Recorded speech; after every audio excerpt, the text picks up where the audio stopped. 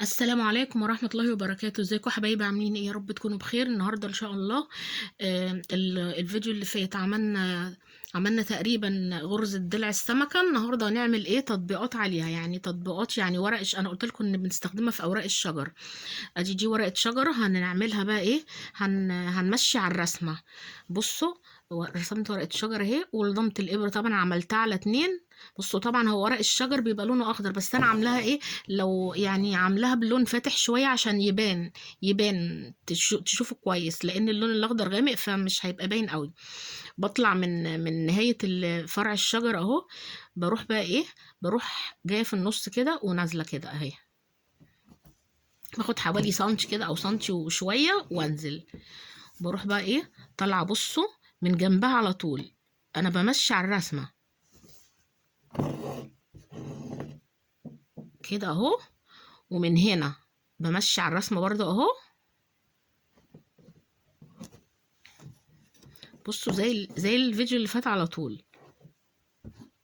بفتح الفتلة كده، عشان انا بدخل الفتلة هنا من النص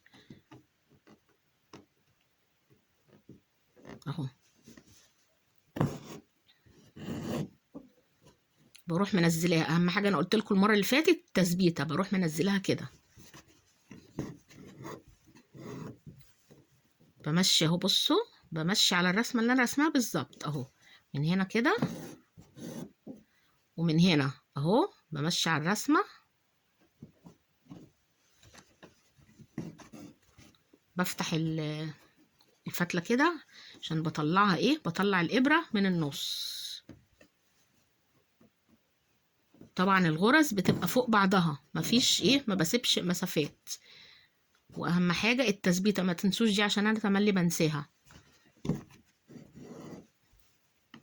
بصوا اهو، ماشية انا اهو، ماشية على الرسمة من هنا وماشية عليها من هنا اهو.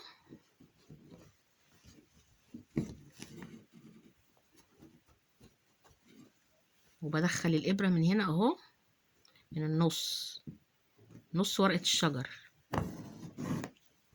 وبروح منزلها التثبيتة، اوعوا تنسوها دي.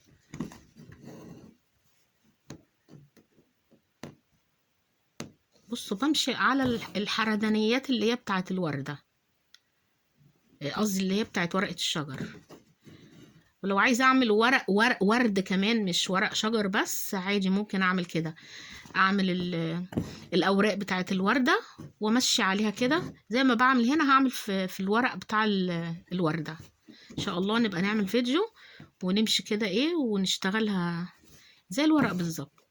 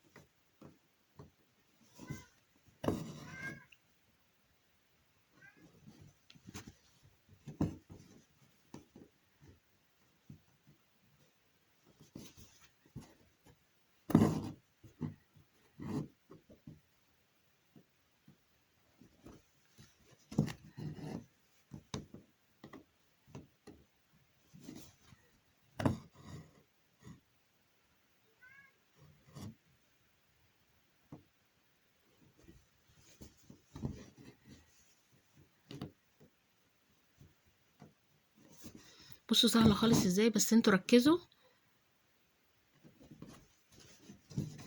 اهي بدخلها من هنا على حسب الرسمة، ومن الناحية التانية برضو على حسب الرسمة. وبطلع الإبرة من النص، من نص ورقة الشجر اهي. بروح مثبتاها، اهم حاجه التثبيته دي.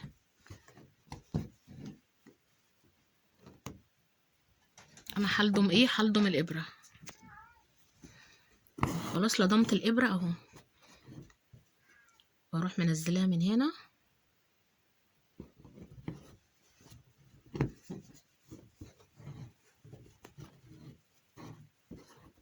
واطلع الابره من النص من هنا كده،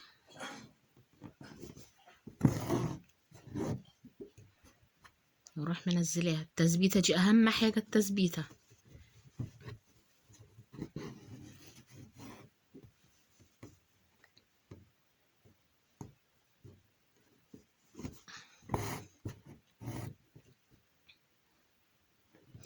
الغرز كلها ضيقه جنب بعضها. لو انتوا بتعملوا لقيتوا مثلا غرزه طلعت واسعه منكم، ممكن تعملوا واحده ما بينهم.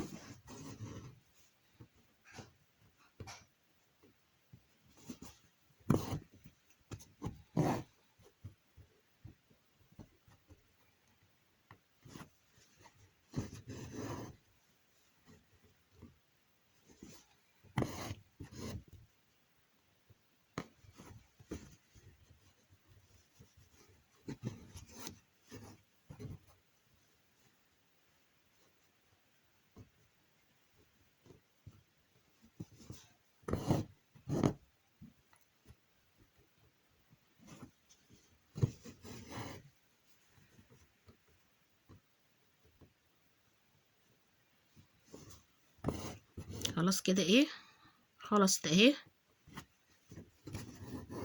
نعمل بقى ايه الحته الفرع الصغيره دي بتاعه الورده، قصدي بتاعه ورقه الشجر. بصوا زي دي كده، بصوا شايفين الحته دي كده، حاسه ان هنا في مسافه كبيره، يعني مش لازقه فيها زي اللي فوق. فعادي نروح ماسكين الابره اهي، مدخلينها كده من النص من هنا اهي، زي ما قلت لكم من شويه، ومشيها كده على الرسمه، هتملالي الفراغ اللي انا ايه، اللي اتعمل معايا. وهنا في واحده تانية اهي برضو واسعه اهي، دخلت الابره واروح عاملاها كده. يعني اي فراغ الاقيه موجود اروح ايه مدخله الابره ومديها واحده غرزه. حته الورقه بقى دي اهي هنعملها دي، طبعا عارفين ايه غرزه ايه، غرزه الفرع.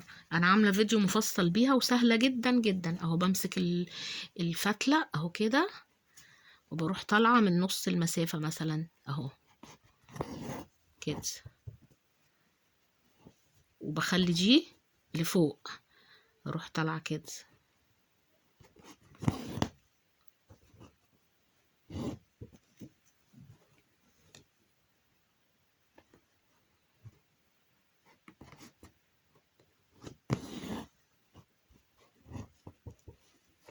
خلاص كده،